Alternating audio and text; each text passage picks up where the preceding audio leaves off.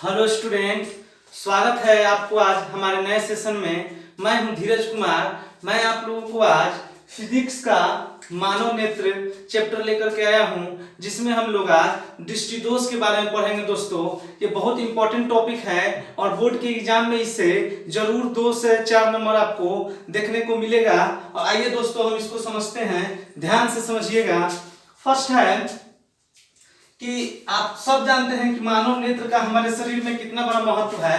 तो मानव नेत्र में जब हम लोग देखने की शक्ति खो देते हैं या कम हो जाता है हमारा देखने की शक्ति, तो उसे हम लोग दृष्टि दोष कहते हैं। मानव में उत्पन्न वह विकार जिससे कि हम किसी वस्तु को साफ रूप से, स्पष्ट रूप से नहीं देख पाते हैं, तो उसे हम लोग दृष्टि दोष कहते हैं। दोस्तों, ध्यान से इसको समझिएगा।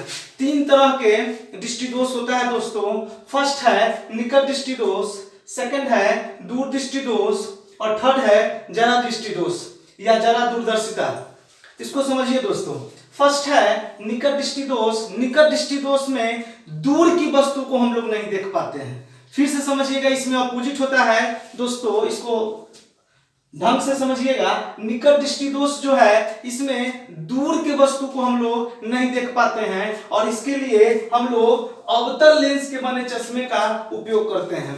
अगर निकट दृष्टि दोष किसी को है तो उसे दूर के वस्तु दिखाई नहीं देती है और वह जो चश्मा पहनता है वो अवतल लेंस का होता है। नेक्स्ट है दूर दृष्टि दोष। दूर दृष्टि दोष में निकट की वस्तु दिखाई नहीं देता स्पष्ट रूप से और उसमें हम लोग उत्तल लेंस के बने चश्मे का प्रयोग करते हैं। और नेक्स्ट है जरा दूरदर्शिता, जिसको हम लोग जरा दृष्टि दोष भी कहते हैं। ये खासकर बुढ़ापे में होता है। जब आप एक बुजुर्ग में गिने जाते हैं या बुजुर्ग होते हैं तो बुजुर्गों में सबसे ज्यादा ये दूरदर्शिता पाया जाता है, जरा दूरदर्शिता। ये इसमें क्या होता है कि दूर की वस्तु भी दिखाई नहीं देता है दोस्तों और निकट की भी वस्तु दिखाई नहीं देता है, यानी उसका दोनों दृष्टि दोष जो है वो उसमें पाया जाता है। तो हम कहते हैं कि वह जरा दृष्टि दोष है। उसमें हम लोग बाइफोकल लेंस का प्रयोग करते हैं दोस्तों।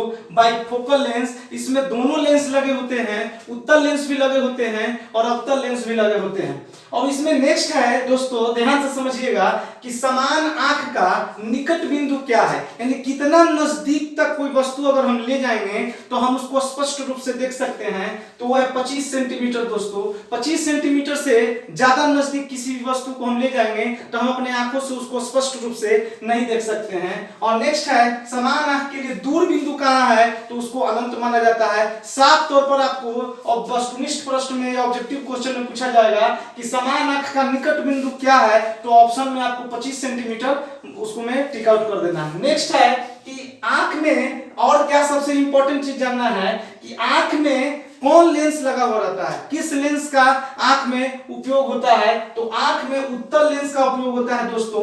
और आंख के सबसे आगे वाला भाग जो होता है, जिसको उभरा हुआ भाग कहते हैं, उसे हम कॉर्निया कहते हैं। ये आपको साफ तौर पर ऑब्जेक्टिव में इस तरह से पूछता है कि आंख के सबसे आगे वाले भाग को क्या कहते हैं, तो कॉर्निया कहते हैं दोस्तों। ध्यान से समझिएगा। और नेक्स्ट है इसके सबसे भीतरी भाग को क्या कहते हैं, आंख के सबसे भीतरी भाग को क्या कहते हैं, तो उसको रेटिना कहते हैं दोस्तों। ये भी बहुत इंपॉर्टेंट है। ये पूछता है कि किसी भी आंख में वस्तु का प्रतिबिंब कहां जाकर के बनता है, तो सबसे भीतरी भाग रेटिना पर जाकर के बनता है दोस्तों। ये सारी बातों को आप ध्यान से फोकस करके, इसको ध्यान से देख करके एग्जाम में जाएंगे तो आपको इसमें कुछ मार्क्स जरूर हासिल करवाने में सहायता मिलेगी। धन्यवाद दोस्तों। और हमारे चैनल को ज्यादा से ज्यादा आप लोग लाइक और शेयर और सब्सक्राइब करें और इसमें आप दूसरे को भी कमेंट करें, दूसरे के पास भी भेजें इस चैनल को, ताकि ज्यादा से ज्यादा लोग इसको सब्सक्राइब करें। धन्यवाद दोस्तों, थैंक यू।